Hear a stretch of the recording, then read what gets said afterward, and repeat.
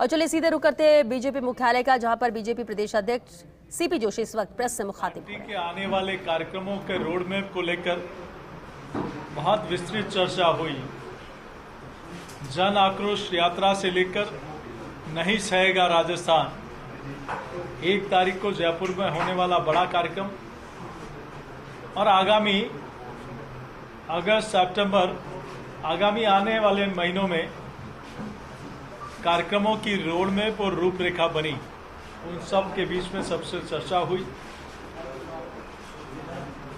नहीं सहेगा राजस्थान कैंपेन आज हम लोग बैठे हैं तो आप लोगों के माध्यम से ध्यान में आया कि आज राजस्थान में 20 जिलों में ऐसी घटनाएं हुई हैं जो रेप और हत्या, दुष्कर्म, तुष्टीकरण इस घटनाओं से प्रेरित है।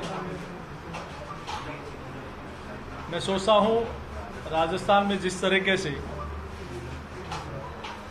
कानून व्यवस्था लचर हुई है, उसी का परिणाम है किस प्रकार की घटनाएं हो रही हैं। और आज माननीय अध्यक्ष जी की इस बैठक के बाद हम सब लोग आगामी जो रोड में बना है, रूपरेखा बनी है, और मुस्तैदी से और तेजी से पार्टी इन कार्यक्रमों को मूर्त रूप देने का काम करेगी। किस तरह की रूपरेखा बनी, आगे क्या करनी? देखिए, आगामी रोड में नहीं सहेगा राजस्थान का 1 तारीख का प्रोग्राम है। उसके बाद में अगस्त में पार्टी के विधानसभा स्तर, जिला स्तर, संभाग स्तर, शक्ति केंद्र स्तर पर अनेक कार्यक्रमों की रचना बनी है। पार्टी की यात्रा भी निकलेगी, उसके ऊपर भी चर्चा हुई है। ये सारे कार्यक्रम हर माह के जैसे जैसे कार्यक्रमों की तिथियां तय होगी, आपके सामने निश्चित रूप से वो सारे कार्यक्रम पहुंचेंगे। यात्रा का कार्यक्रम कहाँ निकलेगी, कैसे निकलेगी? वो यात्रा का नाम और स्थान जल्दी आएगी, 3 स्थानों से निकलेगी और वो सारी उसकी बहुत विस्तृत तिथियां और सारे स्थान आप लोगों के बीच में जल्दी देंगे। थैंक यू, बहुत धन्यवाद आप सब लोगों का। जो आपकी यात्रा परिवर्तन यात्रा नाम दिया जा रहा है, उसको 3 स्थानों से परिवर्तन यात्रा निकलेगी। कौन लीडर रहेंगे जो उस यात्रा में शामिल रहेंगे? क्या 2 लीडर एक साथ रहेंगे या 1 लीडर रहेंगे? क्या पूरा राजस्थान कांग्रेस किस तरह का होगा? थोड़ा यात्रा वो सारी उसकी विस्तृत जानकारी आपको जल्दी भेज देंगे। चुनाव आप लोगों के चुनाव की मीटिंग है एक तरीके से, क्या कोई चेहरे पे जाएंगे या आप लोग मोदी को ही चेहरा मान रहे हैं? इसकी चर्चा आपके सामने कई बार हो चुकी है।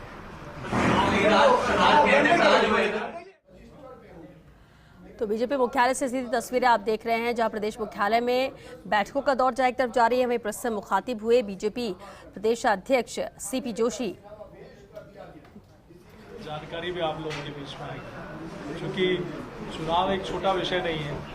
उसके प्रबंधन समिति से लेकर उसके साथ अनेक कमेटियां बनती हैं, उनके बारे में भी जल्दी आपको जानकारी।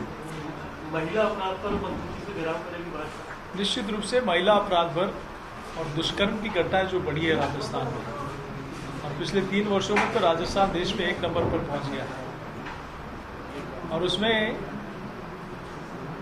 कुछ लोग मणिपुर की घटना को लेकर बार बार जिक्र करते हैं।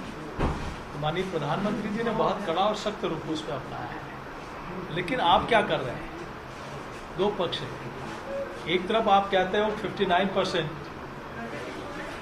दुष्कर्म की घटनाएं फर्जी पाई जाती है सबके बीच में।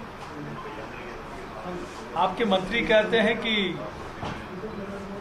ये मर्दों का प्रदेश है दुष्कर्म की घटनाओं को लेकर। एक मंत्री जब आपको आईना दिखा दे तो उसका रातों रात आप हटा देते हो। अगर ऐसी सख्ती अपराधियों के विरुद्ध रखेंगे तो शायद ये अपराध कम होंगे, लेकिन आप कहीं न कहीं अपराधियों के साथ खड़े हो, उनको संबल देने का, उनको मजबूती देने का बयान देते हो।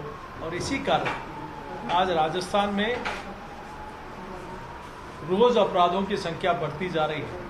आप पेपर लीक के विषय में देखिए, चाहे सचिवालय में जो पैसा मिला, देखिए कैसे रातों रात प्रेस कॉन्फ्रेंस करके सिर्फ एक अधिकारी शामिल है उसके खिलाफ कार्रवाई कर। गोपाल केसावत पकड़े गए, बोले यही शामिल है, हम तुरंत उनको गिरफ्तार करके एक्शन ले रहे हैं। आप ये इसकी चोर की मां कहाँ है? वहां तक कोई नहीं पहुंचा। ये किसकी सरपरस्ती में भ्रष्टाचार हो रहा है? बाबूलाल कटारा ने स्पष्ट कहा कि 1.5 करोड़ रुपया मैं देके आरपीएससी का मेंबर बनूं, तो आखिर किससे लिया 1.5 करोड़ रुपया? जिस बाबूलाल कटारा ने राजस्थान के लाखों युवाओं का भविष्य बर्बाद किया, वो किसको दिया 1.5 करोड़ रुपया? वो गोपाल केसावत कहाँ किसके लिए पैसा इकट्ठा कर रहे थे? जो डॉक्टर जारोली कह रहे थे कि मैं तो एक मोहरा हूं, ये डोर ऊपर तक है, तो डोर कौन चला रहा है? ये सारे के सारे, और सुरेश झा का आप देखिए सारे लिंक कहाँ जाके जुड़ते हैं, ये प्रदेश के मुखिया के साथ जुड़ते हैं। सलमान खुर्शीद, आप जयपुर के कितने लोगों को बम ब्लास्ट में मारे गए, उनको लेकर आपने एक वकील खड़ा नहीं किया, और आपके मित्र को सुरेश झा का जैसे अपराधी के लिए वकील खड़ा करवा दिया। एक सारा का सारा पूरा का पूरा साफ लिंक जुड़ता है कि कहीं कहीं सरकार की सरपरस्ती में ये सारा पेपर लीक का खेल हुआ है। डायरी को लेकर भी कोई आंदोलन खड़ा किया जाएगा, और मुख्यमंत्री कह रहे हैं कि फालतू की बात से कोई डायरी नहीं है, तो आप बीजेपी ने कुछ स्ट्रेटजी बनाई है कि इसको और आगे तक लेके जाए? देखिए, मैं आप ही लोगों को कोट करता हूं। धर्मेंद्र राठौड़ जी ने कहा कि हाँ, मेरे यहां से लाल डायरी गई। अशोक गहलोत जी ने स्पष्ट कहा कि मेरी सरकार राजेंद्र गुड़ा जी की वजह से बची, और आप ही लोगों के माध्यम से पूरे प्रदेश की जनता ने देखा है कि कैसे लोग गए, वहां झगड़ा किया, वो कागजात और डायरी लेकर भगे। तो स्पष्ट है कि उस डायरी में आपके काले कारनामे छुपे हैं। आपका दिल्ली तक का किसके साथ ट्रांजैक्शन होता है, वो सारे काले कारनामे यहाँ हैं। यहाँ क्या खेल आप करते हैं, वो सारे काले कारनामे यहाँ हैं। तो आज काले आपने अशोक गहलोत जी ने राजेंद्र गुड़ा जी के बयान, जो सचिन पायलट जी की सभा में कहा कि सरकार में 50% दिए बिना कोई काम नहीं होता, आपने तब नहीं हटाया। अनेक बार आपके खिलाफ स्टेटमेंट दी, आपने तब नहीं हटाया। तो आखिर दाल डायरी में क्या है जिसके बारे में बोलते ही आपने रातों रात हटा दिया? तो कहीं कहीं इस सरकार का सीधा सीधा लिंक इस दाल डायरी से जुड़ा है। मुख्यमंत्री जी को सामने आके इसके बारे में बताना चाहिए। तब संगठन को मजबूत किया जा रहा है। 13 जो राष्ट्रीय उपाध्यक्ष जो है उनकी नियुक्ति की गई है, और संगठन को जो राजस्थान में एकजुटता का संदेश दिया जा रहा है, उस पर क्या चर्चा है? राजस्थान तो एकजुट है। सब लोग पार्टी के कामों में, पार्टी का व्याप बढ़ाने के लिए, पार्टी के कार्यक्रमों में सब लोग साथ हैं, और सभी हम लोग प्रयास यही है हमारा कि हम सब वरिष्ठ लोगों के, नेताओं के मार्गदर्शन में इस पार्टी को और मजबूती देने का काम कर रहे हैं। और ये विश्वास है कि राजस्थान में अब तक की ऐतिहासिक मैंडेट के साथ, बहुमत के साथ सरकार बनेगी। ये जनता का मन बन गया है। जनता ने, क्योंकि 2018 में सिर्फ कुछ फर्जी बातें, जो वादा खिलाफी, जो वादे किए थे कि हम सरकार में आएंगे तो हम ये हम आप लोगों के लिए करेंगे, जनता की भावनाओं के साथ खेला है कांग्रेस ने, और अब फिर वही प्रयास कर रही है। तो काट की हांडी बार बार नहीं चढ़ती। जनता इस बार कड़ा सबक सिखाने वाली है। क्या 163 के टारगेट को आगे बढ़ाएंगे? 163 का टारगेट है पार्टी, पहले 163 सीट हम नहीं, जनता बढ़ाएगी। और ऐसा सबक, क्योंकि वादा खिलाफी, किसी की भावनाओं के साथ खेलना, आज किसान की, कितने किसानों की जमीन नीलाम हो गई, कौन जिम्मेदार है उसका? आज कितने युवाओं का भविष्य बर्बाद हो गया, कौन जिम्मेदार है इसका? महंगाई आपने कहां तक पहुंचा दी, कौन जिम्मेदार है उसका? दुष्कर्म की घटना इतनी बढ़ गई राजस्थान में, कौन जिम्मेदार है इसका? दलित अत्याचार बढ़ गया, कौन जिम्मेदार है इसका? तो कहीं कहीं जनता के मन में आक्रोश है, गुस्सा है कि सरकार को हमेशा हमेशा के लिए विदाई देनी है। सर, आंदोलन की रूपरेखा तो बनी है, आपके उम्मीदवारों को चयन को लेकर भी कुछ रूपरेखा बन रही है क्या? जल्दी लेकिन बनाएंगे? चुनाव आएगा तो धीरे धीरे प्रक्रिया के तहत उन पर भी हमारी कमेटी विचार विमर्श करेगी। तो जैसे ही सर्वेस कह रहे हैं कि बीजेपी आगे, ऐसे जितने भी सर्वेस अब तक सामने आए हैं उनमें 120 सीटें दे रहे हैं। आपका क्या आकलन है अब तक राजस्थान को लेकर? मैं फिर कह रहा हूँ आप लोगों के सामने, राजस्थान में अब तक का सबसे ऐतिहासिक मैंडेट भारतीय जनता पार्टी को मिलेगा। जिस दिन काउंटिंग होगी उस दिन फिर से मेरे बयान को आप देख लीजिए। एक छोटा कार्यकर्ता हूँ पार्टी का, लेकिन मैं दावे के साथ कह सकता हूँ। क्या सर्वे में एक और बात निकल के आ रही है कि अभी भी वसुंधरा राजे राजस्थान की सबसे लोकप्रिय नेता है, और अगर 56% लोग वोट करेंगे अगर उन्हें मुख्यमंत्री का कैंडिडेट डिक्लेयर किया जाता है। देखिए, मैंने पहले भी कहा है, ये पार्लियामेंट्री वोट का निर्णय है। तो ऐसे में भारतीय जनता, आज सीपी जोशी अध्यक्ष बना है तो उसके पीछे पार्टी है, और पार्टी ने ये दायित्व दिया है। तो निश्चित रूप से यहाँ सब लोग मिलकर एक पार्टी है। तो मैं सोचता हूँ एकजुटता से और सब लोगों के, वरिष्ठ लोगों के मार्गदर्शन में पार्टी बहुत अच्छा प्रदर्शन करेगी। बहुत धन्यवाद। वैसे कब तक अगली मीटिंग है, बताओ, ऑफिसर बताओ, कब तक अगली मीटिंग? तो सियासी नब्ज टटोल रहे हैं जेपी नड्डा। भारतीय जनता पार्टी के राष्ट्रीय अध्यक्ष मिशन राजस्थान पर हैं, जयपुर पहुंचे हैं। लगातार मीटिंग्स का दौर भी जारी है। कोर ग्रुप के साथ अहम बैठक की है जेपी नड्डा ने।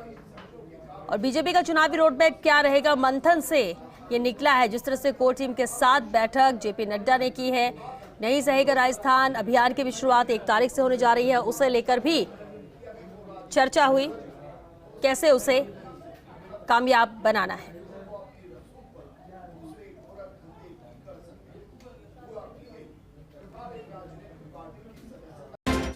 पाली में 14 साल की बच्ची का गैंगरेप कर वीडियो बनाया। जयपुर के प्रतापनगर इलाके में दिल्ली की युवती ने रेप कर मुकदमा दर्ज कराया। केकड़ी में शिक्षिका के साथ दुष्कर्म। पाली में सोहेल और सलमान नाम के 2 अपराधियों ने घर में घुसकर 15 साल की किशोरी को उठाया और उसके साथ गैंगरेप किया और उसके बाद बेहोशी की हालत में पटक के चले गए। प्रतापगढ़ में एक स्कूल टीचर की छात्रा के साथ अश्लील चैटिंग करता है। अभी डूंगरपुर की घटना हम भूले नहीं, उससे पहले प्रतापगढ़ की घटना आ गई। चूरू में एक विवाहिता का अपहरण कर उसके साथ सामूहिक दुष्कर्म की घटना। अजमेर के भिनाई में महिला का मुंह काला कर उसके साथ दुष्कर्म किया। जयपुर में युवती से दुष्कर्म। जोधपुर में युवती से 2 युवकों ने किया रेप और हत्या। बाड़मेर नाबालिग से गैंग रेप। ये मात्र 24 घंटे की घटनाएं हैं। राजस्थान में कानून व्यवस्था मुख्यमंत्री जी खुद संभाल रहे हैं। इसलिए हमारा प्रश्न है कि राजस्थान में कानून का शासन है या एक तरह से जंगल राज है। एक प्रश्न और है, अब कहाँ है इंडिया जो इन सब मामलों के बाद भी आंख बूंद करके बैठा है, INDIA, और जो कहती थी कि मैं महिला हूं इसलिए लड़ सकती हूं। राजस्थान की बहन बेटियां इंतजार कर रही हैं। इतना सब होने के बाद भी 24 घंटों का ये वृत्तांत मैंने सामने रखा है, इसके बाद भी उनके नज़र नहीं खुलती, राजस्थान नज़र नहीं आता। इसका जवाब कांग्रेस के लोग और INDIA के लोग अपने उस पर दें।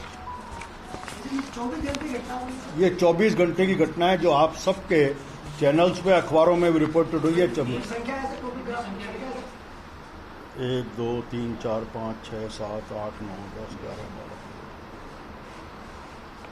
22 घटना है कुल। तो हम कह सकते हैं लगभग 1 घंटे में 1 घटना। भारतीय जनता पार्टी क्या करेगी? लगातार इस विषय को हम